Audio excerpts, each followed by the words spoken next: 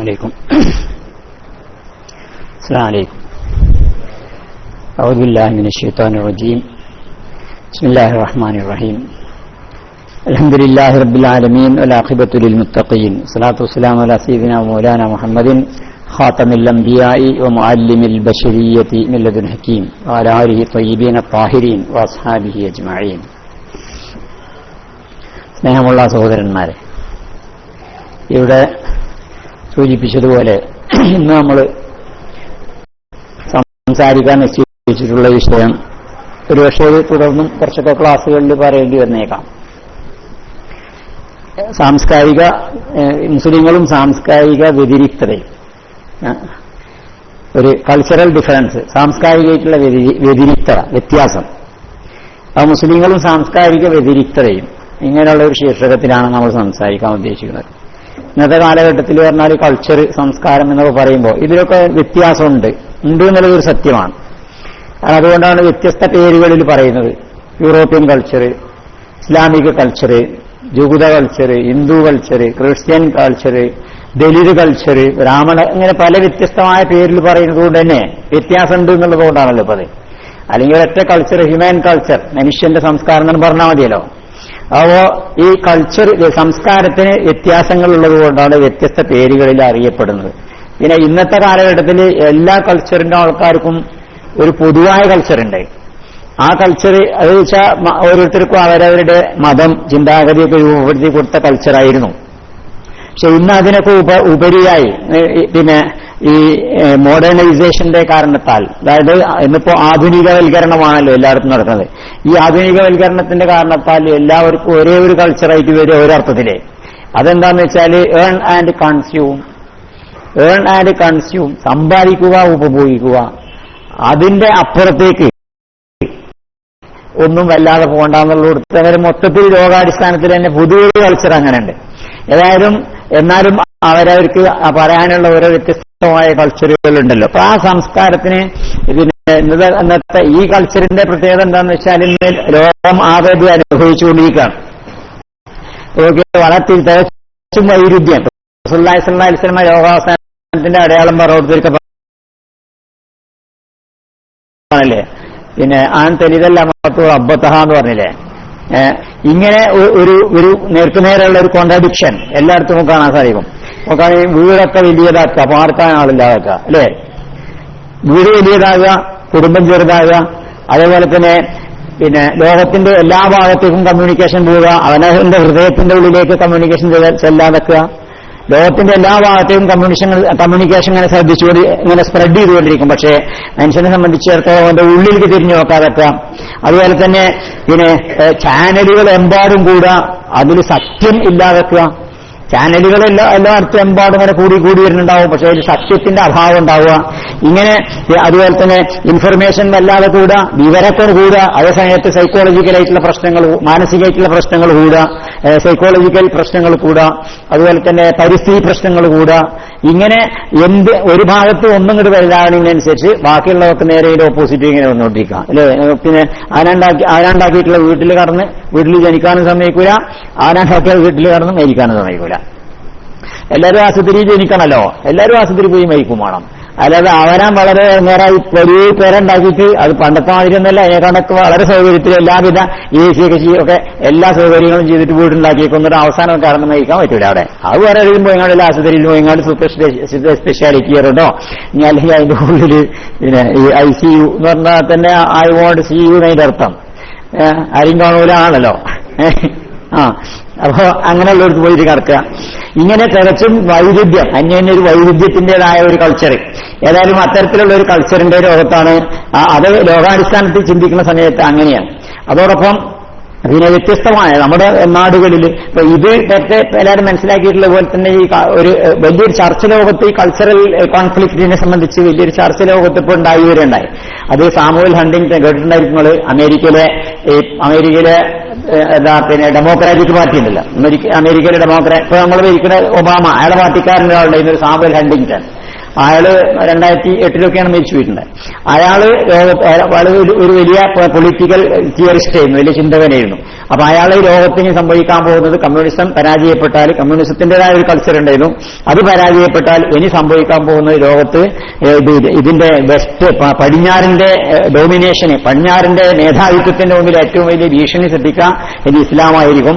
അപ്പൊ യഥാർത്ഥത്തിൽ ideological conflict അല്ല ലോകത്തുണ്ടാവുകയാണ്, ആദർശപരമായ സംഘർഷമല്ല ലോകത്ത് സംഭവിക്കാൻ പോണത്, സാംസ്കാരികമായിട്ടുള്ള സംഘർഷമാണ് ലോകത്ത് സംഭവിക്കാൻ പോണത്. കൾച്ചറൽ കോൺഫ്ലിക്റ്റ് ആണ്, നോട്ട് ഐഡിയോളജിക്കൽ കോൺഫ്ലിക്റ്റ്. അയാളുടെ ഒരു വലിയ സിദ്ധാന്തം, ഇങ്ങനെ ഒരു സിദ്ധാന്തം അവതരിപ്പിച്ച് അതിന്റെ അടിസ്ഥാനത്തിലാണ് അമേരിക്ക, പിന്നെ അമേരിക്കയുടെ എല്ലാ നീക്കങ്ങളും അതിന്റെ അടിസ്ഥാനത്തിൽ അതിനുണ്ടാവുക. കാരണം അത് വലിയ ചിന്തകനാണ്, അവരുടെ കൂട്ടത്തിൽ ഏറ്റവും വലിയ ചിന്തകനാണ്. അപ്പൊ അയാൾ അവതരിപ്പിച്ചു കൊടുത്തിട്ടുള്ള പിന്നെ ഒരു സിദ്ധാന്തം, അതിന്റെ അടിസ്ഥാനത്തിൽ ലോകത്തിന്റെ പല ഭാഗത്തും ഈ കൾച്ചറുകൾ തമ്മിൽ ചില മുന്നോട്ട് വെക്കുണ്ടായി, സംസ്കാരങ്ങൾ തമ്മിൽ സംവാദം നടക്കണമെന്ന്. ഇപ്പോ ഒരു 2001 തോന്നുന്നുണ്ട് ഇറാൻ പ്രസിഡന്റ് പിന്നെ മുഹമ്മദ് ഖാത്തമി ഇയാളെ സന്ദർശിക്കണ്ടായി, നമ്മളെ പിന്നെ മാർപ്പാപ്പാനെ സന്ദർശിക്കണ്ടായി. മാർപ്പാപ്പാനെ അവിടെ പോയി സന്ദർശിച്ചതിന് ശേഷം അദ്ദേഹം പ്രഖ്യാപിച്ചു, അത് ഉദ്ഘാടനം ചെയ്തു ലോകത്ത് ആഗോളതലത്തിൽ തന്നെ ഇന്റർനാഷണലായിട്ട് അദ്ദേഹം ഈ ആശയം അവതരിപ്പിക്കണ്ടായി. നിലവിലുള്ള ലോകത്ത് പിന്നെ സംസ്കാരങ്ങൾ തമ്മിലുള്ള സംഘർഷമല്ല വേണ്ടത്, സംസ്കാരങ്ങൾ തമ്മിലുള്ള സംവാദമാണ് വേണ്ടത്. അങ്ങനെ സംസ്കാരങ്ങൾക്കിടയിലുള്ള സംവാദം എന്ന ഒരു ആശയം വളരെ പ്രജ്വലിപ്പിക്കപ്പെടുകയുണ്ടായി ലോകത്ത്. എന്തായാലും ഈ നമ്മുടെ നാട്ടില് നമ്മൾ ജീവിതത്തോടെ സൂചിപ്പിച്ച പോലെ നമ്മുടെ നാട്ടിൽ അനുഭവിച്ചുകൊണ്ടിരിക്കുന്ന ഏറ്റവും വലിയൊരു പ്രശ്നം ഇതാണ്. നമ്മളൊരു മൾട്ടി കൾച്ചറൽ രാജ്യത്താണ് ജീവിച്ചുകൊണ്ടിരിക്കുന്നത്. ഒരു സാംസ്കാരിക ബഹുത്വമുള്ള പലതരത്തിലുള്ള സംസ്കാരങ്ങൾ ചേർന്നുള്ള ഒരു രാജ്യത്തെ ജീവിക്കുക. അപ്പൊ അങ്ങനെ ജീവിക്കുന്ന സമയത്ത് എങ്ങനെയായിരിക്കണം നമ്മൾ? ഏതുവരെ മുസ്ലിങ്ങളെ സംബന്ധിച്ചിടത്തോളം അവരുടെ സാംസ്കാരികമായ വ്യതിരിക്തത ഏതുവരെ ഒപ്പം പോകാൻ പറ്റും, ഏതുവരെ എവിടെ എത്തുമ്പോൾ നമ്മൾ നിർത്തണം എന്നതിന്റെ ലിമിറ്റ് എവിടെയാണ്, അതിന്റെ പിന്നെ അതിർത്തി രേഖകൾ എവിടെയാണ് എന്ന സംഗതികളെ പറ്റിയൊക്കെ ചിന്തിക്കൽ നമുക്ക് ആവശ്യം. വലിയ വലിയ പണ്ഡിതന്മാർ തന്നെ ചിന്തിക്കേണ്ടതാണ്, അഭിപ്രായം പറയേണ്ടതാണ്. നമ്മളൊരു വിഷയം എന്നുള്ള നിലക്ക് ഇതിനെ സംബന്ധിച്ച് മനസ്സിലാക്കുകയാണ് ചെയ്യുന്നത്. നമ്മളെ എന്ത് നിലപാട് സ്വീകരിക്കണം എന്നതിന് വളരെ സ്കോളർലി ആയിട്ടുള്ള ഒരു ചില സൊല്യൂഷൻസ് പറയാൻ വേണ്ടിയിട്ടുള്ളത്. നമുക്ക് ചില ആശയങ്ങൾ നമ്മൾ ചിന്തിക്കേണ്ടതും മനസ്സിലാക്കേണ്ടതുമായ ആശയങ്ങളിലേക്ക് ശ്രദ്ധ ഉണർത്തുക മാത്രമാണ് നമ്മുടെ ക്ലാസ് കൊണ്ട് ഉദ്ദേശിക്കുന്നത്. ഇപ്പൊ ഇവിടെ തന്നെ ഇവിടെ സൂചിപ്പിക്കണ്ടായി ഓണാഘോഷം ഉണ്ടായ സമയത്ത് ഞാൻ ഒരു സംഗതി അഭിമുഖീകരിച്ചു. ഞാൻ ഇപ്പോ ഇവിടെ സയൻസ് കോളേജിൽ ഈ കരുവാരകുണ്ടിലെ Najath college of science and ടെക്നോളജിയിലാണ് പഠിപ്പിക്കുന്നത്. അപ്പൊ അവിടെ പഠിപ്പിക്കുമ്പോൾ സ്വാഭാവികമായിട്ടും അവിടുത്തെ അധ്യാപകർ വിദ്യാർത്ഥികളൊക്കെ നമ്മൾ ഓണത്തിന് ക്ഷണിക്കുമല്ലോ. അപ്പൊ ഓണത്തിന് ക്ഷണിക്കുന്ന സമയത്ത് നമ്മളെന്താ ചെയ്യുക, നമുക്ക് പോകാൻ പറ്റില്ലല്ലോ. അപ്പോൾ നമ്മൾ ചിന്തിക്കേണ്ടത് എന്താ വെച്ചാൽ എന്താണ് അതിനോട് സ്വീകരിക്കേണ്ട ഒരു നിലപാട്. ഇത് ഞാൻ മാത്രം അഭിമുഖീകരിക്കണമല്ല, എല്ലാവരും കടന്ന് ജീവിച്ചുകൊണ്ടിരിക്കട്ടെ. ഇദ്ദേഹം പറഞ്ഞൊരു സംഗതി തന്നെയാണ്, മോഡേണൈസേഷൻ വരുന്ന സമയത്ത് ഏറ്റവും വലിയ സാംസ്കാരിക രംഗത്തുണ്ടാവുന്ന വലിയ സങ്കീർണതകൾ ഉണ്ടാവുന്ന സാമൂഹ്യ എന്തെങ്കിലും പറയുന്നുണ്ട്. മോഡേണൈസേഷൻ വരുമ്പോ മോഡേണൈസേഷന്റെ ഭാഗമായിട്ട് ഇപ്പോ ആളുകൾ തമ്മിലിപ്പോ കൂടുതൽ അടുപ്പം, കൂടുതൽ മിങ്കിളിങ്, കൂടുതൽ ചേർന്ന് ജീവിക്കുക, അത്തരത്തിലുള്ള സാഹചര്യത്തിൽ നമ്മുടെ ഇന്ത്യ രാജ്യത്ത് മുസ്ലിങ്ങൾ എല്ലാവരും നമ്മളെ പറയലന്നെ നാനാത്വത്തിൽ ഏകത്വം എന്നുള്ള പറയലേ. അപ്പൊ ഈ നാനാത്വം ഏകത്വത്തിലേക്ക് എത്തുന്നത് എങ്ങനെയാണ്? അതുപോലെ തന്നെ ഇന്റഗ്രേഷൻ, പിന്നെ ഇതിന്റെ ദേശീയമായ ഉദ്ഘാടനം നടക്കേണ്ടത് എങ്ങനെയാണ്? അപ്പൊ അതില് അത്തരം സന്ദർഭങ്ങളൊക്കെ വരുമ്പോൾ നമുക്കുണ്ടാകുന്ന പ്രശ്നങ്ങൾ ഇപ്പൊ ഞാൻ സൂചിപ്പിക്കേണ്ടായത്, ഞാൻ അങ്ങനെ പോവുകയാണ്. പിന്നെ എത്രത്തോളം വെച്ചാൽ എന്റെ എല്ലാ കൾച്ചറും പൊളിക്കേണ്ടി വന്നു അവസാനം. കാരണം ഞാൻ 5 പേരിൽ ചോറ് കഴിക്കേണ്ടി വന്നു. ഞാന് അവസാനം വയറൊക്കെ വേദനിക്കാൻ തുടങ്ങി. നമുക്ക് നിർവാഹമില്ലാതായി കുടുങ്ങിപ്പോയി. ഒരു സ്ഥലത്ത് തന്നെയാണ് ഓരോ പായസോരോ ക്ലാസ് കുടിച്ചാൽ തന്നെ ഇത് പെട്ടെന്ന് ദഹിക്കൂലല്ലോ. അപ്പൊ അതുകൊണ്ട് അങ്ങനെ ഓണത്തിന് പോകേണ്ടി വന്നു. അങ്ങനെ പോകുമ്പോ ഞാൻ ഒരു സ്ഥലത്ത് അവളെ കൂടെ പഠിപ്പിക്കുന്ന ഒരു മാഷുണ്ട്, ഞങ്ങൾ ഓണത്തിന് ചെല്ലാൻ വേണ്ടി പറഞ്ഞു. അപ്പൊ ഓണത്തിന് പോയി ഭക്ഷണം കഴിച്ചാൽ ജുമാക്ക് ചെല്ലാണ്. അപ്പോൾ പള്ളിയിൽ ജുമാക്കുന്ന സമയത്ത് അവിടെ ഉസ്താദ് പ്രസംഗിക്കുന്നുണ്ട്, ഓണാഘോഷത്തിനെതിരിലാണ് പ്രസംഗിക്കുന്നത്. അപ്പൊ ഞാൻ എല്ലാം കേട്ടതിന് ശേഷം ഞാൻ പിന്നെ ഉസ്താദിനോട് ഒരു സലാം പറഞ്ഞു. സലാം പറഞ്ഞിട്ട് പിന്നെ നിങ്ങൾ എന്റെ ഇപ്പോൾ ഇവിടെ ജുമാക്ക് കൂടിയെന്ന് വെച്ചു. ഞാനിങ്ങനെ ഒരു ഓണപരിപാടിക്ക് പോവുകയാണ്. അപ്പൊ ഉസ്താദ് അപ്പൊ ഞാൻ പറഞ്ഞിട്ട് അല്ല, ഉസ്താദ് പറഞ്ഞു ഞാൻ തീരുമാനിച്ചിരുന്നവരുടെ വൈരുദ്ധ്യമല്ലേ പറയണത്. അപ്പൊ ഉസ്താദിനോട് ഞാൻ പറഞ്ഞു, പിന്നെ നമ്മൾ പറയുമ്പോൾ ഒന്നും കൂടി ക്ലിയർ ആയിട്ട് വ്യക്തമാക്കിയിട്ട് ഓണാഘോഷവും ഓണസദ്യയും രണ്ടായിട്ട് പറയണം. ഓണാഘോഷം ഓണസദ്യയും രണ്ടായിട്ട് പറയണോ അതൊന്നും കൂടി വ്യക്തമാക്കണം ഞാൻ ഉസ്താദിനോട് അഭിപ്രായം പറഞ്ഞു. അത് ഓണസദ്യയും ഓണാഘോഷവും രണ്ടാണ്. ഓണാഘോഷം എന്ന് പറയുന്നത് അതിൽ പലതരത്തിലുള്ള പരിപാടികളുണ്ടാവും, ആചാരങ്ങളുണ്ടാവും, അതുപോലെ തന്നെ പിന്നെ പൂജകളുണ്ടാവും. ഇപ്പൊ ഭക്ഷണം കഴിക്കാനിരിക്കുന്ന സമയത്ത് വളമ്പടിന്റെ മുമ്പേ ഒരു പോയിട്ട് എന്തെങ്കിലുമൊക്കെ കത്തിച്ചു പൂജിച്ചാൽ ഉപയോഗിക്കുന്നുണ്ടാവുക. അപ്പൊ അത് ഓണാഘോഷം വേറെ ഓണസദ്യ വേറെ ആയിട്ട് തന്നെ നമ്മൾ കാണണം. സദ്യയിൽ നമ്മൾ പങ്കെടുക്കണം. ഇപ്പോ പിന്നെ കല്യാണം അങ്ങനെ തന്നെയാണല്ലോ. മുസ്ലിങ്ങളെ കല്യാണം മുസ്ലിങ്ങൾക്ക് ഈ ഭാഗത്തല്ലേ, ഹിന്ദുക്കളെ കല്യാണം അവർക്ക് ഈ ഭാഗത്ത് തന്നെയല്ലേ, അമ്പലത്തിൽ പോയിട്ടും കെട്ടിയിട്ടൊക്കെ അല്ലേ ഉണ്ടാവുക. അപ്പൊ കല്യാണം എന്ന ആ ആചാരം ഉണ്ടല്ലോ, ആ ചടങ്ങ് യഥാർത്ഥത്തിൽ അവരെ സംബന്ധിച്ചിടത്തോളം ഒരു മതപരമായ സംഗതിയാണ്. അതേസമയത്ത് ഇസ്ലാം നമ്മളെ സംബന്ധിച്ചിടത്തോളം നിക്കാഹ് അതിലേക്ക് ബന്ധപ്പെട്ട കാര്യങ്ങളൊക്കെ മതപരമായ സംഗതിയാണ്. പക്ഷെ അതിന്റെ സദ്യകൾ വ്യത്യസ്തമാണ്. ആ സദ്യയിലാണ് നമ്മൾ ചെല്ലുന്നത്. അപ്പൊ ഊട്ടിലാണ് നമ്മൾ കൂട്ടുന്നത്. ഊട്ടി എന്നത് അതിലാണ് നമ്മൾ കൂടുന്നത്.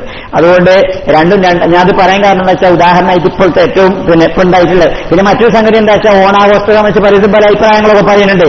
ആരെന്ത് അഭിപ്രായം പറഞ്ഞാലും അതിന് മതാതീതമായിട്ടുള്ള അതുപോലെ ഐതിഹ്യത്തിന് അതീതമായിട്ടുള്ള ചില പശ്ചാത്തലങ്ങൾ നമ്മൾ ജീവിക്കുന്ന ഈ സാഹചര്യത്തിലുണ്ട്. അതുപോലെ ഒരു മനസ്സിലാക്കുകയാണെങ്കിൽ നമ്മൾ കേരളത്തിൽ നേരത്തെ മുമ്പത്തെ ഈ കർഷകരൊക്കെ കൃഷി നിലനിന്നിരുന്ന കാലഘട്ടത്തിൽ ഇപ്പൊ കുറഞ്ഞല്ലോ, കൃഷി നന്നായിട്ട് നിലനിന്നിരുന്ന ഒരു കാർഷിക സമൂഹമായിട്ട് നമ്മൾ ഉണ്ടായിരുന്നപ്പോൾ പിന്നെ ഈ കർക്കിടക മാസത്തിന് കർക്കിടക മാസം എന്നാ പറയുന്നുണ്ട്. കർക്കിടക മാസം എന്ന് പറയുന്നത് എന്തുകൊണ്ടാന്ന് വെച്ചാല് കർക്കിടക മാസത്തിൽ വരും മഴക്കാലം. ഇപ്പൊ വാവിന്റെ അന്ന് തന്നെ മഴയെ വാവു എന്ന് പറയേണ്ട കോലാണ്. വാവിന്റെ ദിവസം തന്നെ മഴയെ വാവു എന്ന് പറയേണ്ട കോലായി. കാരണം അന്ന് തന്നെ മഴ ചെയ്തില്ല. അപ്പോ ഈ അന്നെന്താണെന്ന് വെച്ചാല് മഴ നല്ലോണം ഉണ്ടാവും. നല്ല മഴ പെയ്യുന്ന സമയത്ത് പണിക്ക് പോകാൻ കഴിയില്ല. ആരും പണിക്ക് പോകാൻ പറ്റാത്ത ഇടങ്ങേറായി വിഷമിച്ച് പണിയായിരിക്കും ഉണ്ടാവില്ല. അങ്ങനെ കക്കാൻ പോയ ആൾക്കാര് പലരും കക്കാൻ പോയിട്ടുണ്ട്. ആ കളവ് അനുവദനീയോ അല്ലേ എന്നത് ഒരു തർക്ക വിഷയമാണ്. കാരണം എന്താ വെച്ചാൽ ജീവിക്കാൻ മാർഗമില്ലാത്ത കത്തല ചിലവൊക്കെ ഉണ്ടായാലേ അല്ലേ. പിന്നെ അപ്പോ ഇങ്ങനെ അതുകൊണ്ട് ഈ മാസത്തിന് തന്നെ കള്ളക്കർക്കിടക മാസം എന്നാ പേര് പറഞ്ഞത്. ആ കള്ളക്കർക്കിടക മാസത്തിന് രക്ഷപ്പെട്ടുകൊണ്ട് പൊൻചിങ്ങ മാസം എന്നാണ് ചിങ്ങമാസത്തിന് വരാം. പൊൻചിങ്ങ മാസത്തിലേക്ക് വരികയാണ് പിന്നെ നമ്മള്. അപ്പോ കർക്കിടക മാസത്തിലുള്ള ആ കളയും കള്ളന്മാരുടെ ഒക്കെ നാട്ടിൽ നിന്ന് അല്ല അവസ്ഥയിൽ നിന്ന് കഴിച്ചതായതിനു ശേഷം ഏത് സമൃദ്ധിയുടെ ഐശ്വര്യത്തിന്റെ ഇനിയൊന്ന് നന്നായിട്ട് ഉണ്ണാം എന്നിടത്തേക്ക് എത്തുന്നത് ഈ ചിങ്ങമാസത്തിലാണ്. കൊയ്ത്തൊക്കെ കഴിഞ്ഞിട്ട്. അതുകൊണ്ട് ആ മാസത്തിന് തന്നെ പൊൻചിങ്ങ മാസം എന്നാ പറയാം. അപ്പൊ പൊൻചിങ്ങ മാസത്തിലേക്ക് വരിക, കർക്കിടക മാസത്തിന് രക്ഷപ്പെടുക എന്നുള്ളതിന്റെ അടിസ്ഥാനത്തിലുണ്ടായ ഒരു ഉത്സവമാണ് ശരിക്കത്. നിങ്ങൾ ആലോചിച്ച് നോക്കി. അല്ലാത്തതിനും ഐതിഹ്യത്തിനും ഒരു അടിസ്ഥാനം ഉണ്ടാവില്ല. കാരണം അത് തന്നെ വെച്ചുകൊണ്ട് അതിന്റെ വൈരുദ്ധ്യമൊക്കെ കാണാൻ സാധിക്കും. ഇപ്പോ പിന്നെ കേരളത്തെ പറ്റി നമ്മളെ ഇവരുടെ കേരള ചരിത്രം പറയുന്ന ഗ്രന്ഥങ്ങളിലൊക്കെ തന്നെ ഐതിഹ്യങ്ങൾ പറയുന്നുണ്ട്. ഉള്ളൂരിന്റെയൊക്കെ ചരിത്ര ഗ്രന്ഥത്തിലൊക്കെ ഐതിഹ്യം പറയുന്നുണ്ട്. ഐതിഹ്യം പറയുന്നതിൽ എന്താ പറയുന്നത്? പിന്നെ പരശുരാമൻ മഴുവെറിഞ്ഞിട്ടാണ് കേരളം ഉണ്ടായത്. ആയിക്കോട്ടെ, പരശുരാമൻ മഴുവെറിഞ്ഞിട്ടാണ് കേരളം ഉണ്ടായത്. പരശുരാമൻ മഴുവെറിഞ്ഞിട്ടുണ്ടാക്കിയ കേരളം ബ്രാഹ്മണന്മാർക്ക് കൊടുക്കുക ചെയ്യുന്നത്. അതുകൊണ്ട് അവിടെ പിന്നെ നേരത്തെ ബ്രാഹ്മിൻസ് അല്ലാത്തവർക്ക് ഭൂമിയുടെ ഓണർഷിപ്പ് ഉണ്ടാകാൻ പാടില്ല. ബ്രാഹ്മണന്മാർക്കല്ലാതെ ഭൂമിയുടെ ഉടമാവകാശം ഉണ്ടാകാൻ പാടില്ല എന്നാണ്. അതിന്റെ അടിസ്ഥാനത്തിലാണ് ഇവിടൊക്കെ പിന്നെ ഈ ബ്രാഹ്മണന്മാരായിരുന്നു ഭൂമിയുടെ ഉടമാവകാശികളൊക്കെ. അവസാനമേ നമ്മളെ ടിപ്പു സുൽത്താൻ വന്നതിന് ശേഷമാണ് എല്ലാവർക്കും ഭൂമി കൊടുത്തത്. അതിന്റെ മുമ്പ് ആർക്കും ഭൂമി ഉണ്ടായിരുന്നില്ല. മുസ്ലിങ്ങളൊന്നും അങ്ങനെ ഭൂമി ഉണ്ടായില്ല. അപ്പോ പോർച്ചുഗീസ് കാലഘട്ടത്തിലൊക്കെ കച്ചവടക്കാരൊക്കെ ആയിരുന്നില്ല മുസ്ലിങ്ങൾ. പിന്നെ വേറുള്ളവർക്ക് വന്നുകൊണ്ട് പണിയെടുത്തുകൊണ്ട് കൃഷി അവിടുത്തെ അത് ആ കച്ചവടം പൊളിച്ചപ്പോൾ പിന്നെ പണിയെടുക്കാൻ വേണ്ടിയിട്ട് ഇങ്ങോട്ടും നീങ്ങി അങ്ങനെ ഈ പ്രദേശത്തൊക്കെ കടൽ തീരത്തൊക്കെ ഇങ്ങോട്ടൊക്കെ നീങ്ങി എന്നൊക്കെ ചരിത്രം പറയും.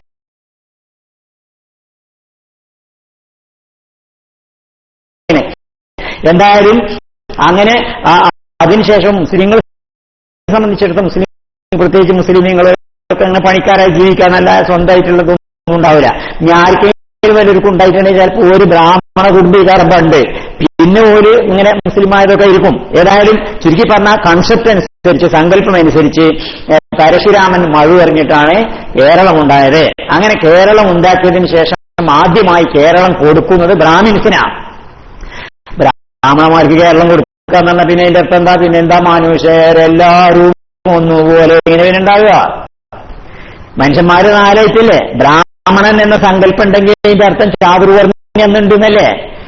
കേരളം ഉണ്ടാവുന്ന സമയത്ത് തന്നെ ചാതുർവർണ്ണ ഉണ്ടെന്നല്ലേ അതിന്റെ അർത്ഥം? കേരളത്തിന് ചരിത്രം ഉണ്ടായതിനു ശേഷം പിന്നീട് ഒരു മഹാബലി വരല്ല. ഐതിഹ്യത്തിലുള്ള മഹാബലി ഉണ്ടല്ലോ, ഐതിഹ്യത്തിലുള്ള മഹാബലി അതിന്റെ മുമ്പ്. അപ്പോ ആ ചരിത്രം വെച്ചുകൊണ്ടിരുന്ന ഇത് പുത്തേഴത്ത് രാമമേനൻ പോലത്തെ ആൾക്കാരൊക്കെ വലിയ വലിയ കേരളത്തിലെ പണ്ഡിതന്മാരെന്നെ ചർച്ച ചെയ്ത വിഷയം ഞാൻ പറയുന്നത് എന്റെ അഭിപ്രായമല്ല. ഏതായാലും പിന്നെ അദ്ദേഹം അങ്ങനെ പിന്നെ മാവേലി നാടുവാണിടും കാലം മാരുഷരെല്ലാവരും ഒന്നുപോലെ കള്ളവുമില്ല ജാതിയുമില്ല എള്ളോളമില്ല പൊളിവചനം എന്നൊക്കെ പറയുമ്പോൾ ഈ ചാതുവർണ്ണം എന്നുള്ളതിനൊരു പൊളിവചന 4 ജാതിയാണ് ചാതുർവർണ്ണ്യമായ സൃഷ്ടെന്ന് ദൈവം പറഞ്ഞു. 4 ആണ് ദൈവം നമ്മളെ പറിച്ചിരിക്കുന്നതെന്ന് തന്നെ പറിച്ചോൻ പറിച്ചിരിക്കൻ. അപ്പൊ അതുകൊണ്ട് മനുഷ്യരെല്ലാവരും ഇതിനുണ്ടാവാൻ ഒരു നിലക്കും സാധ്യതയില്ല. പരമായ പശ്ചാത്തലം അല്ലെങ്കിൽ ഇവിടുത്തെ അത് ഇന്ത്യയൊക്കെ ചെറുപ്പത്തിലേക്ക് എന്റെ കഴിയുമോ അല്ലാതെ മനസ്സിലാവില്ലല്ലോ. അപ്പൊ അവിടെ അന്ന് നമുക്ക് എല്ലാം പെട്ടെന്ന് തന്നെ മനസ്സിലാവുമായിരുന്നു. അന്ന് പോണായതുകൊണ്ടാണ് ഇതൊക്കെ പാടെ വിളമ്പിക്കുന്നതെന്ന് മനസ്സിലാവുമല്ലോ. ഏതായാലും അങ്ങനെ പിന്നെ അത്തരത്തിലുള്ള ഒരു സങ്കല്പമാണ് യഥാർത്ഥത്തിൽ ഓണത്തിന്. അതുകൊണ്ട് നമ്മളതൊരു ജാതി ഉത്സവമായിട്ട് തന്നെ വെച്ചു കൊടുക്കേണ്ട ആവശ്യമില്ല. അത് കേരളീയമായിട്ടുള്ള ഒരു ഉത്സവമാണ്. വേറുള്ളൊരു ഐതിഹ്യം കൂട്ടിക്കോട്ടെ, കൂട്ടാകത്തിനല്ലേ കൊല്ലയോ വേണ്ട. അപ്പൊ അതുകൊണ്ട് ഞാൻ പറഞ്ഞു വന്നത് എന്താണെന്ന് വെച്ചാൽ ഓണാഘോഷത്തെ സംബന്ധിച്ച് നമ്മൾ മനസ്സിലാക്കുമ്പോൾ ഒന്നതൊരു മതപരമായ ഉത്സവം തന്നെ അല്ല എന്നുള്ളത് മനസ്സിലാക്കുക. രണ്ടാമത് ഇനി ആണ് എന്ന് സങ്കല്പിക്കുന്നവർ അതിന്റെ പിന്നിൽ പല സങ്കല്പങ്ങളും വെച്ചോട്ടെ. പക്ഷെ നമ്മളെ സംബന്ധിച്ചിടത്തോളം അതൊരു അന്യോന്യം സൗഹാർദ്ദത്തിന്റെയും അന്യോന്യം സമൃദ്ധിയുടെയും ഐശ്വര്യത്തിന്റെയും കൊയ്ത്തിന്റെയും ഒക്കെ ഒരു ഉത്സവം നിലനിൽക്കുക എല്ലാവരും സന്ധിക്കുന്ന ഒരു സമയമായി സന്ദർഭമായിട്ട് കണ്ടുകൊണ്ട് അതുകൊണ്ട് അത്തരം പൂജകളിൽ നിന്നൊക്കെ വ്യത്യാസപ്പെടുത്തിക്കൊണ്ട് അപ്പോൾ ഒരു ലിമിറ്റ് വരെ നമ്മൾ ഇത്തരം കാര്യങ്ങളൊക്കെ ഞാൻ പറഞ്ഞ മൾട്ടി കൾച്ചറൽ ആയിട്ടുള്ള രാജ്യത്ത് നമ്മൾ ജീവിക്കുമ്പോൾ ആ രാജ്യത്തിന്റെ നിലവിലുള്ള സംസ്കാരങ്ങളെ നമ്മൾ എങ്ങനെ വിലയിരുത്തണം എന്നുള്ളതിന് അടിസ്ഥാനങ്ങൾ നമുക്കുണ്ടായിരിക്കണം. ഞാനൊരു വേറൊരു ഉദാഹരണം പറയാം. ഞാൻ മുമ്പിരിക്കെ ഈ അടിസ്ഥാനത്തിന് വേറൊരു ഉദാഹരണം പറയാം. ഇവിടെ പിന്നെ മുമ്പ് ചേരിചേരാ രാഷ്ട്രങ്ങളെ സമ്മേളനം ഇന്ദിരാഗാന്ധി പ്രധാനമന്ത്രി എന്ന സമയത്ത് ഞാൻ ഒരു മാതൃക പറഞ്ഞുതരാം. ഇന്ദിരാഗാന്ധി പ്രധാനമന്ത്രി എന്ന സമയത്ത് ചേരിചേരാ രാഷ്ട്രങ്ങളെ സമ്മേളനം നടക്കുകയാണ് ഡൽഹിയിൽ. അന്ന് പാകിസ്ഥാൻ പ്രസിഡന്റ് സിയാഉൽ ഹഖൊക്കെ ആക്കാണ്. അന്ന് ഇറാൻ പ്രധാനമന്ത്രി ഇരുന്നത് മീർ ഹുസൈൻ മൂസവി എന്നുള്ള ഒരു എഞ്ചിനീയറാണ്. അയാളാണ് ഇറാന്റെ പ്രധാനമന്ത്രി.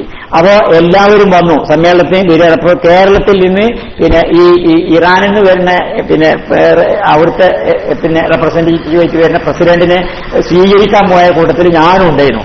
അപ്പൊ ഞാനങ്ങനെ അവിടെ ചെന്ന് പരിപാടിയിലൊക്കെ സംബന്ധിച്ചു. അപ്പോ അതില് പിന്നെ ഈ ഇറാന്റെ ഉരുക്കുമന്ത്രി അന്ന് ഇറാന്റെ ഉരുക്കുമന്ത്രി ഉണ്ടായിരുന്നു ബഹസാദ് നബവി എന്ന അദ്ദേഹത്തിന്റെ പേര്.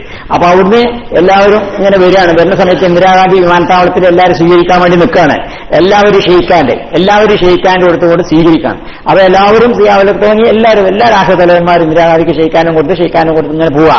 അപ്പൊ ബഹസാദ് നബവി എത്തിയപ്പോ ഇന്ദിരാഗാന്ധി കൈ നീട്ടിയപ്പോ I'm sorry my faith doesn't allow, ക്ഷമിക്കണം എന്റെ വിശ്വാസം ഇത് അനുവദിക്കുന്നില്ല. കൈയെടുക്കാതെ പോന്നപ്പോ ഇന്ദിരാഗാന്ധി ഇയാളെ അപ്രിഷിയേറ്റ് ചെയ്തിട്ട് എന്തുമാതിരി നിങ്ങളുടെ വിശ്വാസത്തെ റെസ്പെക്ട്, ഞാൻ നിങ്ങളെ വിശ്വാസത്തെ ബഹുമാനിക്കുന്നു എന്നൊക്കെ പറഞ്ഞിട്ട് വല്ലാതെ ബഹുമാനിച്ചു. അപ്പൊ നിങ്ങൾ ചിന്തിച്ചു നോക്കാണ്, നമ്മളെ നിലപാടിൽ നമ്മൾ വെക്കുമ്പോ നമ്മൾ അവഹേളിക്കപ്പെടല്ലേ ചെയ്യാം. യഥാർത്ഥ നിലവാരം നിൽക്കുന്ന സമയത്ത് നമ്മൾ ആദരിക്കപ്പെടുകയാണ് ചെയ്യാണ്. ഇതിന് ഒരു ഉദാഹരണം പറഞ്ഞു, മറ്റൊരു സംഭവം ഉദാഹരണമായിട്ട് പറഞ്ഞതാണ്. അപ്പൊ എവിടെ എത്തുമ്പോൾ നിൽക്കണം, എവിടെ എത്തുമ്പോൾ അവസാനിപ്പിക്കണം എന്നതിന് വ്യക്തമായിട്ടുള്ള മാർഗരേഖകൾ നമുക്ക് നമ്മുടെ ജീവിതത്തിൽ നിന്നും അത്തരത്തിലുള്ള മാതൃകകളൊക്കെ നമുക്ക് മനസ്സിലാക്കാൻ സാധിക്കുന്ന ഉദാഹരണം പറഞ്ഞു മാത്രം. ഏതായാലും പിന്നെ ഇങ്ങനെ ഈ വ്യത്യാസം അടിസ്ഥാനപരമായി രണ്ട് വഴികൾ ഓരോന്നും വ്യത്യസ്തം തന്നെയാണ് എന്ന് അതിന്റെ ആ വ്യത്യാസം ബാക്കിയുള്ളവർ വ്യത്യാസങ്ങളൊന്നും ശ്രദ്ധിക്കാത്തവർ, അവർക്ക് വ്യത്യാസം വേണമെന്നുള്ളവരല്ല. അപ്പൊ ഈ അഭിപ്രായം പറയുന്ന ആൾക്കാർക്ക് ഇതൊന്നും വേണമെന്നുള്ളതൊന്നുമല്ല. നമ്മളെങ്ങനെ പറയാന്നല്ലാതെ നിങ്ങളെന്താ എങ്ങനെയാന്ന് പറയാനല്ലാതെ അവർക്കിപ്പോ ഇതിങ്ങനെയായാലും പാടില്ല എങ്ങനെയായാലും പാടില്ല. കാരണം ഒരു അടിസ്ഥാനം വിശ്വാസം ഇല്ലാത്തവരല്ലേ. അപ്പൊ അതുകൊണ്ട് പിന്നെ കൾച്ചർ എന്ന് പറയുന്ന സമയത്ത് നമ്മൾ അത് കൾച്ചർ എന്ന് പറയുന്നത് കേവലം അതൊരു ആചാരങ്ങളോ ചില പ്രകടനങ്ങളോ മാത്രമല്ല. കൾച്ചർ എന്ന് പറയുന്നത് ശരിക്കും വിശ്വാസത്തെ അടിസ്ഥാനപ്പെടുത്തിക്കൊണ്ടുള്ളതാണ്, നമ്മുടെ ആറ്റിറ്റ്യൂഡിനെ നമ്മുടെ ആഭിമുഖ്യത്തെ അടിസ്ഥാനപ്പെടുത്തിക്കൊണ്ടുള്ളതാണ്, നമ്മുടെ കസ്റ്റം അടിസ്ഥാനപ്പെടുത്തിക്കൊണ്ടുള്ളതാണ്. അപ്പൊ നമ്മുടെ ആചാരങ്ങൾ, നമ്മുടെ സമ്പ്രദായങ്ങൾ, നമ്മുടെ ആഭിമുഖ്യങ്ങൾ ഇതെല്ലാം കൂടി ചേർന്നിട്ടുള്ളതാണ് കൾച്ചർ എന്ന് പറഞ്ഞാൽ. ആ കൾച്ചറിനെ നിർണ്ണയിക്കുന്നത് അടിസ്ഥാനപരമായ ഒരു ഐഡിയോളജിനായിരിക്കും. പിന്നെ ചില വശങ്ങളുണ്ടാവും, പ്രാദേശികമായിട്ടുള്ള വശങ്ങളുണ്ടാവും. ആ വശങ്ങളായിട്ട് നമ്മൾ എങ്ങനെ ബന്ധപ്പെടണം എന്നുള്ളത് മനസ്സിലാക്കിയാൽ മതി. അപ്പൊ അതിനൊരു ഉദാഹരണമാണ് പിന്നെ റസൂലുള്ളാഹി സ്വല്ലല്ലാഹു അലൈഹി വസല്ലമയുടെ കാലത്ത് ഒരു നൗറൂസ് എന്ന് പറഞ്ഞ ഉത്സവം ഉണ്ടായിരുന്നു മദീനയിലൊക്കെ. പിന്നെ മുസ്ലിങ്ങൾ അവിടെ ചെന്നപ്പോൾ അവിടെയൊക്കെ നൗറൂസ് എന്ന പേർഷ്യക്കാരുടെ ഉത്സവമാണ്. പേർഷ്യക്കാരുടെ പുതുവത്സര പിറവിയാണത്. പേർഷ്യക്കാരുടെ ഇറാൻകാരുടെ പഴയ പേർഷ്യനുള്ളവർ.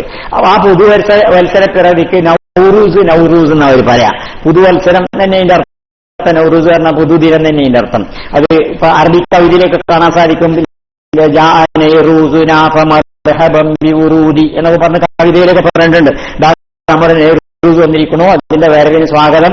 അപ്പോ നെഹ്റൂസ് എന്നുള്ളത് അവരുടെ പുതുവത്സര ഉത്സവമാണ്.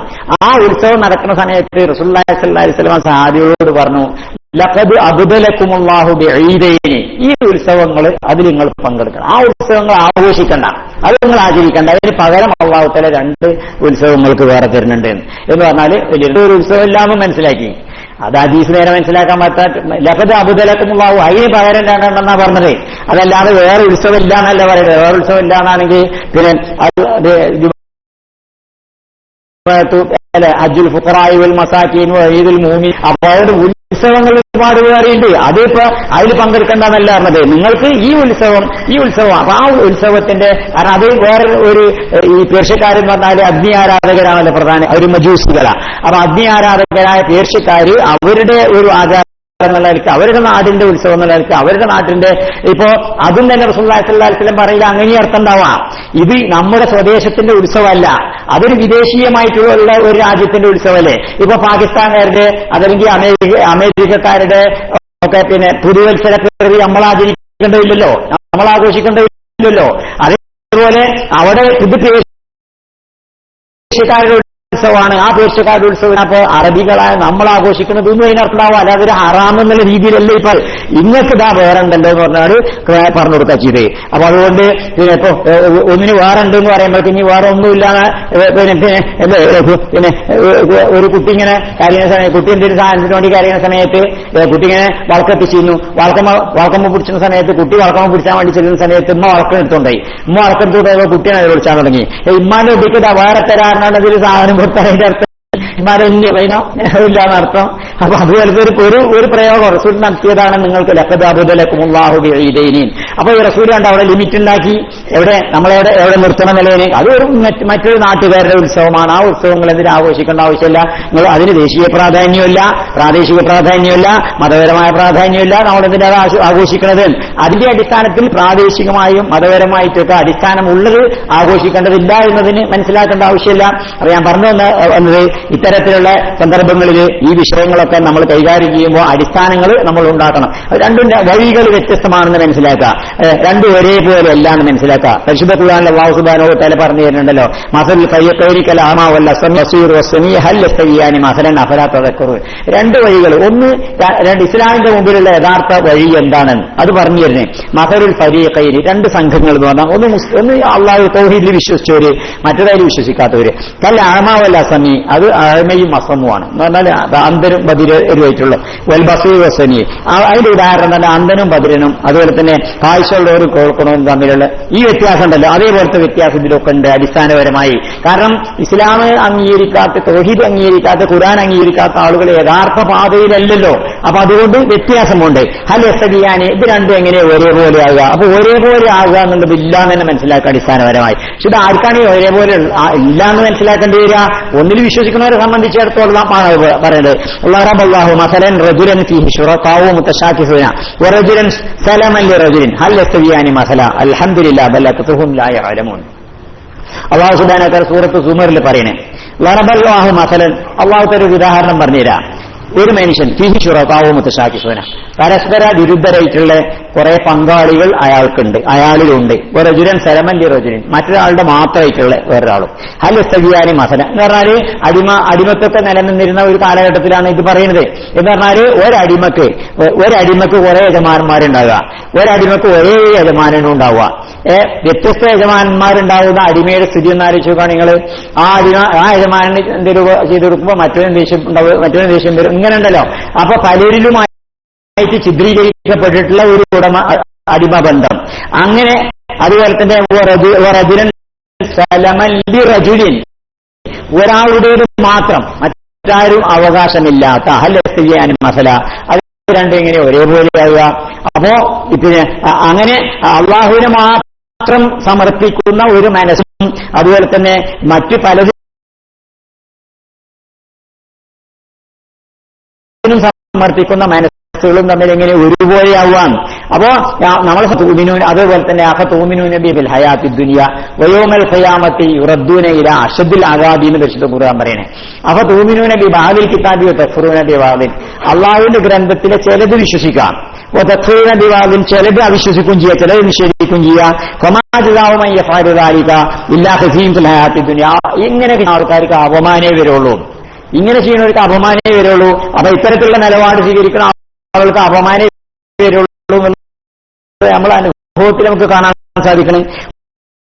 വയൗമൽ ഖിയാമത്തി യുറദ്ദൂന ഇലാ അശദ്ദിൽ അദാബി, കടുത്ത ശിക്ഷ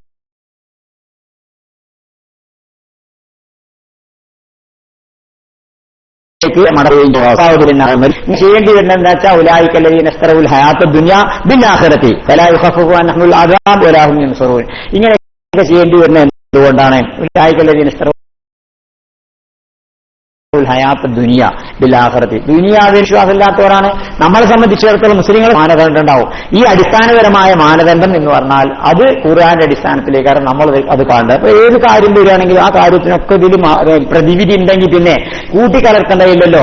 ഫമാദാ ബഅദൽ ഹഖ് ഇല്ലൽ വലാൽ വലാ തൽബിസുൽ ഹഖ ബിൽ ബാതിലി വതതുമുൽ ഹഖ വഅൻതും തഅലമൂൻ. നിങ്ങൾ അറിഞ്ഞുകൊണ്ട് സത്യവും അസത്യവും കൂട്ടിക്കുഴക്കല്ലേ. അല്ലാഹു തആല പരിശുദ്ധ ഖുർആനിൽ പറയുന്നത് വലാ തൽബിസുൽ, ജൂതന്മാരോട് പറഞ്ഞതാണ്. കാരണം ഈ പണി വല്ലാ ചെയ്തിരുന്നവരാ, അതുകൊണ്ട് അവരോട് പറയുന്നത് വലാ തൽബിസുൽ ഹഖ ബിൽ ബാതിലി വതതുമുൽ ഹഖ വഅൻതും തഅലമൂൻ. നിങ്ങൾ അറിഞ്ഞുകൊണ്ട് സത്യം മറച്ചു വെക്കുകയും ചെയ്യരുത്, സത്യവും അസത്യവും തമ്മിൽ കൂട്ടിക്കലർത്തുകയും ചെയ്യരുത്.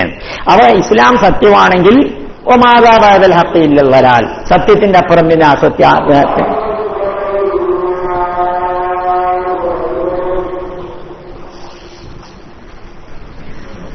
പിന്നെ നമ്മൾ ഈ നമ്മൾ സാംസ്കാരികമായിട്ടുള്ള വ്യതിരിക്തതയാണല്ലോ പറയുന്നത്. അപ്പൊ സംസ്കാരം എന്ന് പറയുമ്പോൾ ശരിക്ക് ഈ ഇന്നത്തെ കാലഘട്ടത്തിൽ പ്രത്യേകിച്ച് അത് വേർതിരിച്ച് മനസ്സിലാക്കേണ്ടതുണ്ട്. സംസ്കാരവും സിവിലൈസേഷനും, കൾച്ചറും സിവിലൈസേഷനും രണ്ടാണ്. കൾച്ചർ എന്ന് പറഞ്ഞാൽ സംസ്കാരമാണ്, സിവിലൈസേഷൻ എന്ന് പറഞ്ഞാൽ നാഗരികതയാണ്. നാഗരികതയും പിന്നെ കൾച്ചർ യഥാർത്ഥത്തിൽ ഒന്നല്ല. കൾച്ചർ എന്ന് പറയുമ്പോൾ നമ്മളെ മനസ്സിലേക്ക് ബന്ധപ്പെട്ടതാണ്. ഈ നാഗരികത എന്ന് പറയുമ്പോൾ ലോകത്ത് മികച്ചു. ഇപ്പൊ ഇന്നത്തെ ലോകത്തിന്റെ ഏറ്റവും വലിയ ആപത്ത് തന്നെ എല്ലായിടത്തും നമുക്ക് കാണാൻ സാധിക്കുന്നത് എന്താണെന്ന് വെച്ചാൽ കൾച്ചർ വികസിക്കുന്നില്ല, നാഗരികത വികസിക്കുന്നുണ്ട്, സിവിലൈസേഷൻ വികസിക്കുന്നുണ്ട്. ലോകത്തിന്റെ എല്ലാ ഭാഗത്തും മോഡേണൈസേഷൻ നടക്കുന്നുണ്ട്, സിവിലൈസേഷൻ നടക്കുന്നുണ്ട്. പക്ഷെ അതിനനുസരിച്ച് കൾച്ചർ നടക്കുന്നില്ല. അത് അടിസ്ഥാനപരമായി കൾച്ചർ അന്നേരക്കാണ് നമ്മൾ ഉൾക്കൊള്ളേണ്ടത്. കൾച്ചർ എന്ന മനസ്സിന്റെ വിശുദ്ധിയായിട്ട് ബന്ധപ്പെട്ടതാണ്. ഇപ്പൊ ഒരു ഉദാഹരണം പറഞ്ഞാല്, ഒരാള് പിന്നെ ഏറ്റവും മുന്തിയ തരത്തിലുള്ള മൊബൈൽ ഉപയോഗിക്കുന്നുണ്ട്, ഏറ്റവും മുന്തിയ തരത്തിലുള്ള കാർ ഉപയോഗിക്കുന്നുണ്ട്, ഏറ്റവും മുന്തിയ തരത്തിലുള്ള ഫാഷൻ വസ്ത്രത്തിലൊക്കെ പിന്നെ ഫാഷൻ വിധാനം പിന്നെ വസ്ത്ര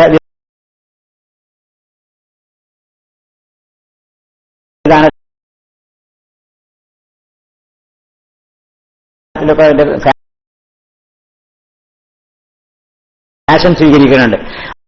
അതേപോലെ തന്നെ ഏറ്റവും മുന്തിയ തരത്തിലും താടി വളർത്തുന്നുണ്ട്, ഏറ്റവും മുന്തിയ തരത്തിൽ തന്നെ മുടി വളർത്തുന്നുണ്ട്. ഓന്റെ ശരീരത്തിലേക്ക് നോക്കിയാൽ എല്ലായിടത്തും ഏറ്റവും മോഡേൺ തന്നെയാണ്. ഏറ്റവും മോഡേൺ ആയിട്ടുള്ള പിന്നെ ഒരു ഫാഷൻ സെക്ടർ അനുകരിക്കുന്നുണ്ട്. അങ്ങനെയൊക്കെ ഉണ്ട്.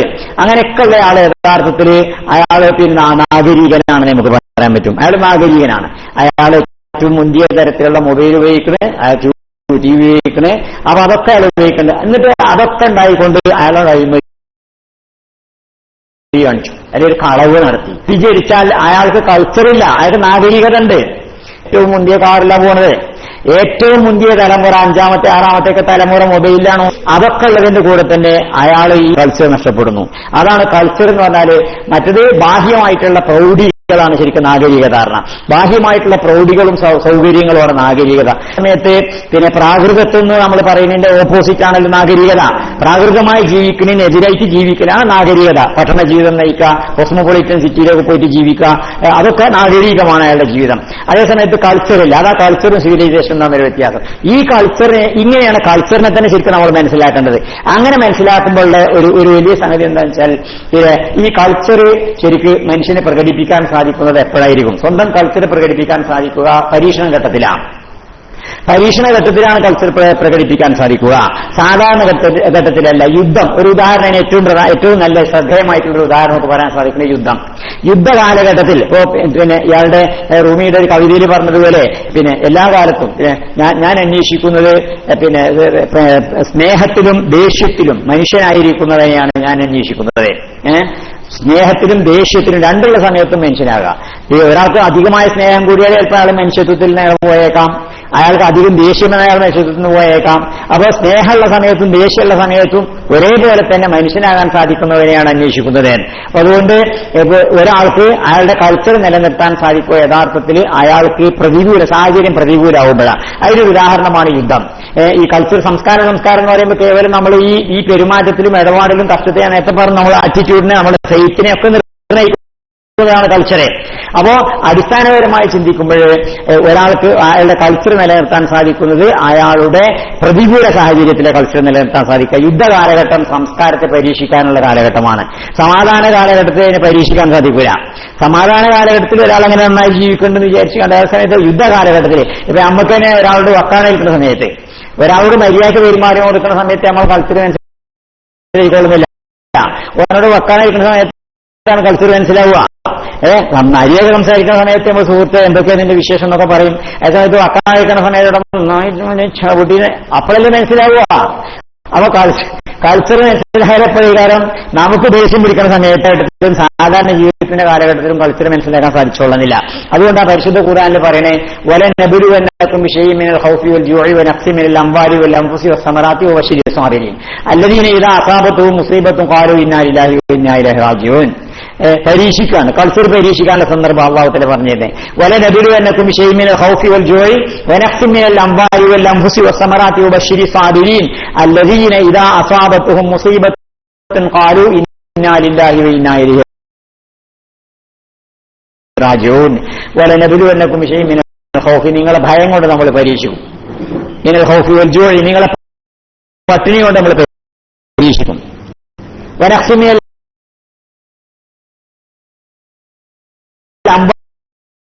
അംഫുസി നമ്മുടെ നിങ്ങൾക്ക് സാമ്പത്തികമായിട്ടുള്ള നഷ്ടം വരിക, അതുപോലെ തന്നെ ആൾനാശിക്കും. അപ്പൊ ഇതൊക്കെ യുദ്ധത്തിൽ സംഭവിക്കുന്നതാണ്. ആകെ അന്തരീക്ഷം ഭയമായിരിക്കൂലേ. രാത്രി ഒന്ന് പൊളിച്ചാൽ തന്നെ കത്തിക്കൂലല്ലോ, പേടിച്ചിട്ടാണുള്ളത്. നേരെ ഹൗഫ് വൽ ജൂഇ ആകെ പട്ടിണിയാവൂലേ, കാര്യങ്ങൾക്കൊക്കെ വില കൂടിയിട്ടുണ്ടാവൂലേ. നഫ്സിമിനൽ ഹൗഫ് വൽ ജൂഇ വനഫ്സിമിനൽ അംവാലി സമ്പത്ത് നഷ്ടം വരൂലേ, ഇപ്പൊ വില കൂടിയിട്ടുണ്ടാവും. സാധനങ്ങൾക്കൊക്കെ വില കൂടുതലും ഫലവും നടക്കൂലേ. അംഫുസി ആൾക്കാർ മരിക്കാന്നുള്ളതിനുണ്ടാകുന്നില്ലേ, ബോംബിട്ടാണ് നടക്കുന്നല്ലേ. സമറാത്തി അതുപോലെ തന്നെ കായികനികളും പഴങ്ങളും ഭൂപ്രദേശങ്ങളൊക്കെ നശിപ്പിക്കല്ലേ. അപ്പോ ഇന്നത്തെ കാലഘട്ടത്തില് കൾച്ചറിനെ മനസ്സിലാക്കാനുള്ള ഏറ്റവും വലിയൊരു അടിസ്ഥാനമായിട്ട് നമ്മൾ കാണുന്നത് ആർക്കാണ് കൾച്ചർ ഉള്ളത്, ആർക്കാണ് സംസ്കാരമുള്ളത് എന്ന് മനസ്സിലാക്കേണ്ടതിനുള്ള ഒരു ഉദാഹരണമാണ് പടച്ചോൻ വ്യക്തമായിട്ട് പറഞ്ഞിരുന്നു. നിങ്ങൾ നമ്മൾ ഇതുകൊണ്ടൊക്കെ പരീക്ഷിക്കുന്ന സമയത്ത് ഫബശ്ശിരി സാബിരീൻ അപ്പൊ ക്ഷമിക്കാൻ സാധിക്കാം. അപ്പൊ ക്ഷമ എന്ന സംസ്കാരം അപ്പോഴാ വേണ്ടി വരിക.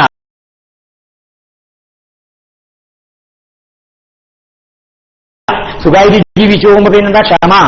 അപ്പൊ പിന്നെ ബശ്ശിരി സാബിരീൻ അല്ലദീന ഇദാ അസാബത്തുഹും മുസീബത്തുൻ ഒരാപത്ത് വരികയാണെങ്കിൽ, ആപത്ത് എന്ന് പറഞ്ഞാൽ ആർക്കും വരാവുന്നതാണ്.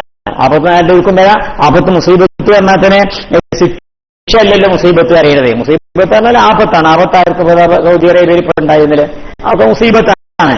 അപ്പൊ അതുകൊണ്ട് മുസീബത്ത് ആർക്കും വരാം. മുസീബത്ത് വരുന്ന സമയത്ത് വിശ്വാസികൾക്ക് മുസീബത്ത് വരാം, ശിക്ഷയല്ല. പിന്നെ മുസീബത്ത് വരുമ്പോ ഇന്നാ ലില്ലാഹി വ ഇന്നാ ഇലൈഹി റാജിഊൻ യഥാർത്ഥ ജീവിത വീക്ഷണം അവരെ മനസ്സിൽ കൊണ്ടുവരും. യഥാർത്ഥ നമ്മുടെ ജീവിതത്തിന്റെ സ്രോതസ് എവിടെയാണ്, ഇതിന്റെയൊക്കെ അടിസ്ഥാന സ്രോതസ്സിലേക്ക് നമ്മൾ തിരിച്ചു പോവുക. ഇന്നാ ലില്ലാഹി വ ഇന്നാ ഇലൈഹി റാജിഊൻ. ലോകത്തെന്ത് സംഭവിച്ചാലും നമ്മൾ പഠിച്ചുകൊണ്ടതാണ് അവന്റെ അടുത്തേക്ക് കൊണ്ടുവരുവാണ്. അതോടൊരു മനസ്സിന് സമാധാനമായി. ഏതിന്റെ ഉത്ഭവം എവിടുന്നാണ് ഇനി എവിടുക്കാൻ അവസാനിക്കുക, ഇത് ഈ സമാധാനം മനസ്സിൽ കിട്ടുന്നതോടുകൂടി മനസ്സമാധാനമായല്ലോ. അപ്പൊ അതുകൊണ്ട് പിന്നെ ഈ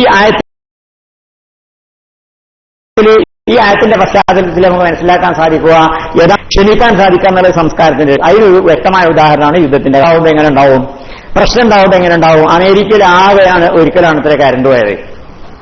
അത് ഒരു 60കളിലൊക്കെയാണ് എനിക്ക് തോന്നുന്നത്. 70 മുമ്പായിട്ടാണ്, കൃത്യമായ കൊല്ലം ഓർമ്മയില്ല. അമേരിക്കയിൽ ആകെ ഒരു പ്രാവശ്യം കരണ്ട് പോയി. ഒരു കരണ്ട് പോകാന്ന് പറഞ്ഞവർക്ക് മനസ്സിലാവില്ല, കരണ്ട് പോവുകയാണ് ഒക്കെ ചോദിച്ചത്. നമുക്ക് ഇതിനത് പോയിട്ടല്ലേ ശരിയുള്ളൂ. ഏതായാലും പിന്നെ അപ്പോ ഇങ്ങനെ ഒരിക്കൽ മാത്രം അമേരിക്കയിൽ കരണ്ട് പോയപ്പോ അമേരിക്ക എന്താണെന്ന് മനസ്സിലായി. അമേരിക്കന്റെ കൾച്ചർ മനസ്സിലായി. ന്യൂയോർക്ക് സിറ്റി ആകെ കൊള്ളക്കാരും കള്ളന്മാരും സ്വൈര വിഹാരം നടത്തല്ലേ. അപ്പൊ അമേരിക്കന്റെ സംസ്കാരം എന്ന് പറഞ്ഞാൽ വെളിച്ചത്തുള്ള സംസ്കാരമാണ്, ഇരുട്ടത്തുണ്ടാവില്ല. പോലീസിന്റെ സാന്നിധ്യത്തിലുണ്ടാവുന്ന സംസ്കാരമല്ലല്ലോ, പോലീസിന്റെ അഭാവത്തിലുണ്ടാവുന്നല്ലോ സംസ്കാരം. അതാ മനസ്സിന്റെ വിശുദ്ധി എന്ന് ഞാൻ പറഞ്ഞത്. സംസ്കാരം എന്നത് മനസ്സിന്റെ വിശുദ്ധിയിൽ നിന്നുണ്ടാവുന്നത്. അപ്പൊ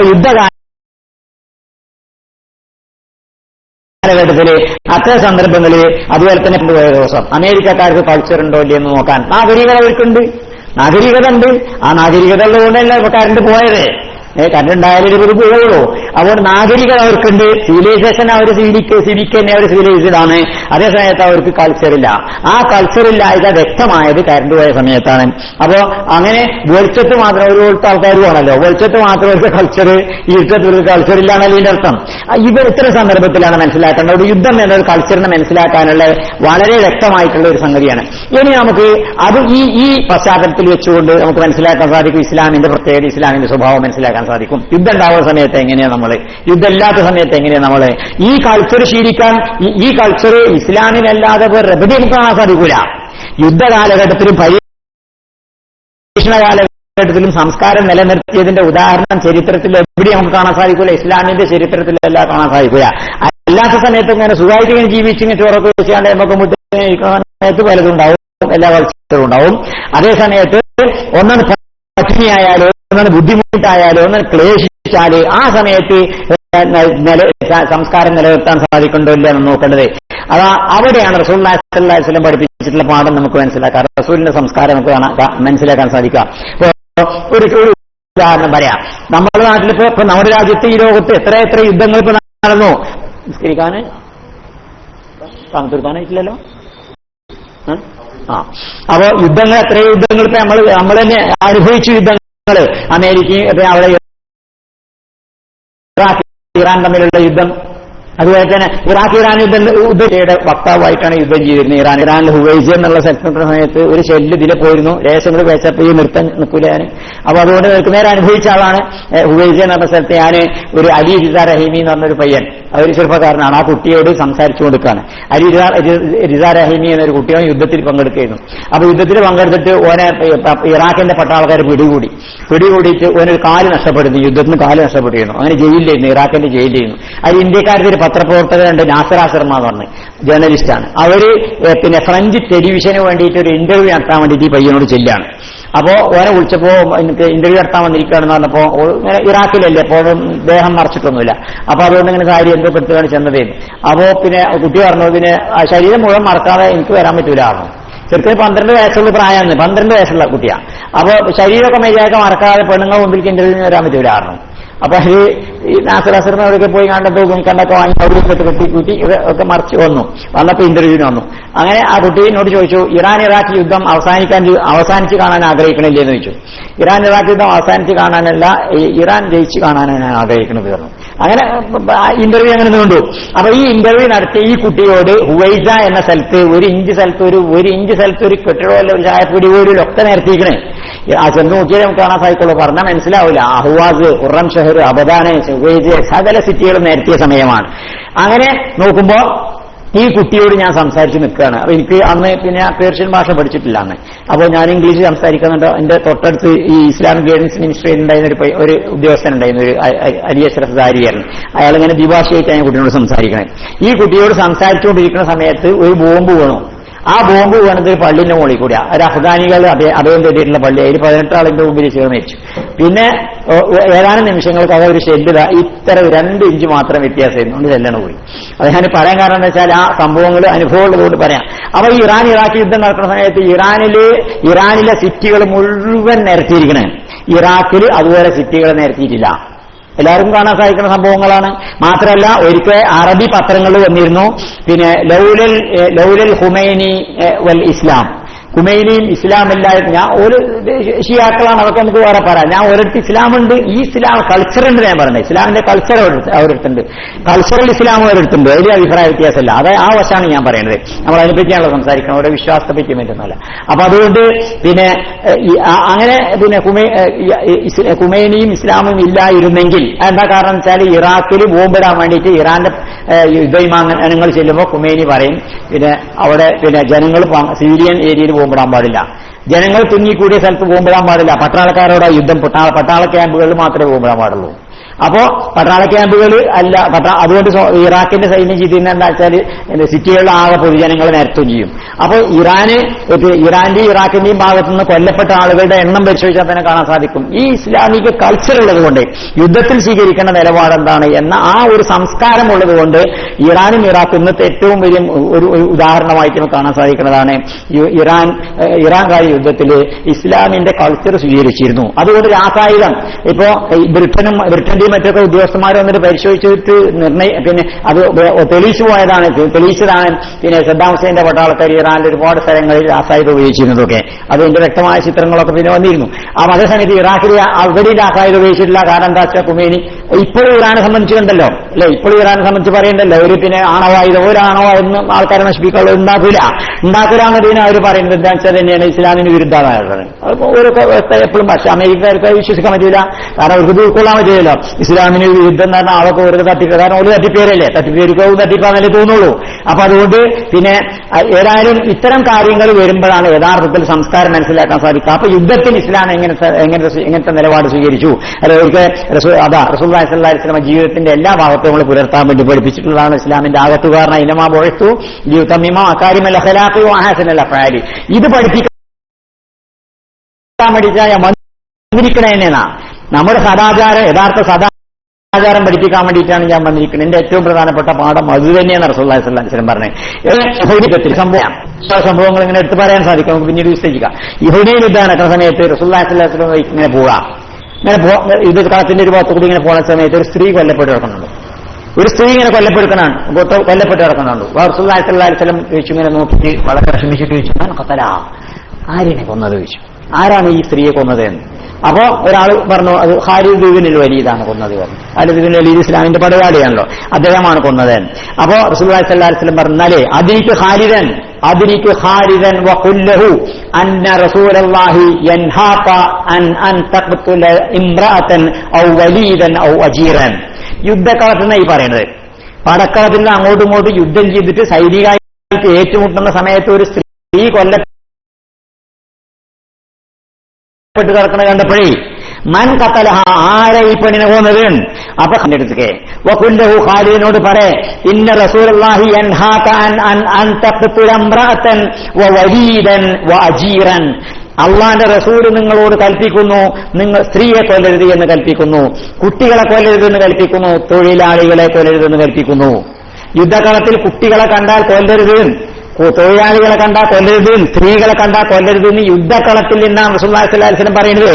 അപ്പൊ അതുകൊണ്ട് അത് നമുക്ക് മനസ്സിലാക്കാൻ സാധിക്കുന്ന റസൂലുള്ളാഹി സ്വല്ലല്ലാഹു അലൈഹി വസല്ലം പഠിപ്പിച്ചിട്ടുള്ള കൾച്ചർ അവിടെയാണ് മനസ്സിലാക്കാൻ സാധിക്കും. കൾച്ചർ എന്താണ്, അവിടുന്നാണ് കൾച്ചർ വേർതിരിയുക. ഇത്തരം സന്ദർഭങ്ങളിൽ വേറെ ഒരു ഉദാഹരണം നമുക്ക് പറയാൻ സാധിക്കുമല്ലോ. എവിടെയെങ്കിലും എന്തെങ്കിലും ഉണ്ടായതായി പറയാൻ സാധിക്കുമോ?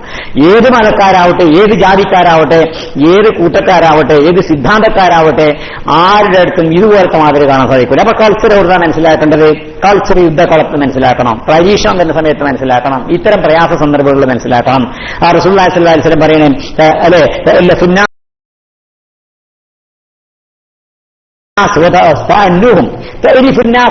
യുദ്ധത്തിന് പോകുന്ന സമയത്ത് പറയാം നിങ്ങൾ ആളുകളുമായിട്ട് ഇണങ്ങുക. നിങ്ങൾ എതിർ സൈന്യത്തിൽപ്പെട്ട പട്ടാളക്കാരാണെങ്കിൽ പോലും അവരോട് അടുത്തു ചെല്ലുക. എന്നിട്ട് അന്നൂഹും നിങ്ങൾ അവർക്ക് സമയം കൊടുക്കുക. വലാ തുഗീറു അലൈഹിം ഹത്താ തദഊഹും അവരെ ഇസ്ലാമിലേക്ക് ക്ഷണിക്കുന്നത് വരെ നിങ്ങൾ ഒരിക്കലും അവരെ ആക്രമിക്കരുത്. ചെന്നാ ഇസ്ലാമിന്റെ സൈന്യം പോണത് ദഅവത്തിനാ പോണത്, യുദ്ധത്തിനല്ല പോണത്. ദഅവത്താ പ്രധാനം ദഅവത്താ. പിന്നെ യുദ്ധത്തിലേക്ക് എത്തുമ്പോൾ യുദ്ധം ചെയ്യുമ്പോൾ പിന്നെ മര്യാദക്ക് ചെയ്യും.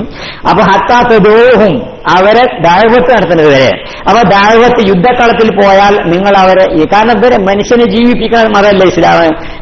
ഇതാദാകുലിമായി യുഹീക്കും നിങ്ങളെ ജീവിപ്പിക്കുന്ന പ്രത്യയശാസ്ത്രത്തിലേക്ക് ക്ഷണിച്ചാൽ ഇസ്തജീബൂ ലില്ലാഹി വറസൂലി അല്ലാഹു റസൂലിനെ നിങ്ങൾ ഉത്തരം ചെയ്യണമെന്ന. അപ്പൊ ദഅവത്തിലേക്ക് ക്ഷണിക്കാം. എങ്ങനെ? കാരണം എന്താ? ഫമാ അലൽ അർളി മിൻ അഹ്ലി ബൈത്തി മദരിൻ വലാ വബരിൻ ഇല്ലാ തഅതൂനി ബിഹിം മുസ്ലിമീന അഹബ്ബ ഇലയ്യ മിൻ അൻ തഅതൂനി ബിനിസാഇഹിം വഔലാദിഹിം വതഖതുലു റിജാലഹും. ഈ പിന്നെ ഭൂമുഖത്തുള്ള ഏത് ചട്ടക്കുടിയിൽ നിന്നാവട്ടെ, ഏത് ടെന്റിൽ നിന്നാവട്ടെ, അവിടെയുള്ള മുഴുവൻ പുരുഷന്മാരെയും കൊന്നുകൊണ്ട്, ലോകത്തിന്റെ പല ഭാഗത്തുള്ള ആണുങ്ങളെ കൊന്നുകൊണ്ട് കുറെ പെണ്ണുങ്ങളെയും കുട്ടികളെയും ബന്ധനസ്ഥരായിട്ട് പിടിച്ചു കൊണ്ടുവരുന്നതിനേക്കാൾ ഞാൻ നിങ്ങളടുത്ത് നിന്ന് ആഗ്രഹിക്കുന്നത് അവരെ നിങ്ങൾ മുസ്ലിമാക്കാൻ വേണ്ടി ശ്രമിക്കുന്നതാണ്. യുദ്ധം ചെയ്ത് കണ്ട് കൊല്ലലല്ല ഉദ്ദേശിക്കുന്നത്, ഇസ്ലാമിലേക്ക് വരുത്തല. കാരണം അതാണ് മനുഷ്യന്റെ, അതിനാണ് റസൂൽ വന്നിരിക്കുന്നത്. അപ്പൊ അതാണ് ഇസ്ലാമിന്റെ ദൗത്യം. അപ്പൊ ഞാൻ പറഞ്ഞ എന്താണെന്ന് വെച്ചാൽ കൾച്ചർ മനസ്സിലാക്കാൻ, സംസ്കാരം മനസ്സിലാക്കാൻ, അതുപോലെ തന്നെ നമ്മുടെ യഥാർത്ഥ സ്വഭാവം എന്താണെന്ന് മനസ്സിലാക്കാൻ നമുക്ക് സാധിക്കുക ഇത്തരം പരീക്ഷണ ഘട്ടത്തിലാണ്. അപ്പൊ ഇസ്ലാമിൽ യഥാർത്ഥത്തിൽ സംസ്കാരം ഇസ്ലാമിലാണുള്ളത്, മറ്റെവിടെയും ഇതുപോലെ സംസ്കാരമില്ല എന്നുള്ളതിന്റെ വ്യക്തമായ ഉദാഹരണങ്ങൾ നമുക്ക് എടുത്തെടുത്ത് പറയാൻ സാധിക്കും. നമുക്ക് ഈ വിഷയത്തെ പറ്റി കൂടുതൽ ക്ലാസുകൾ ഇനി നടത്തേണ്ടതുണ്ട്. അല്ലാഹു സുബ്ഹാനഹു വ തആല തൗഫീഖ് പ്രദാനം ചെയ്യട്ടെ. വാഖിറു ദഅ്വാനാ അൽഹംദുലില്ലാഹി വലാ ഹൗല വലാ ഖുവത ഇല്ലാ ബില്ലാഹ്. അല്ലാഹുമ്മ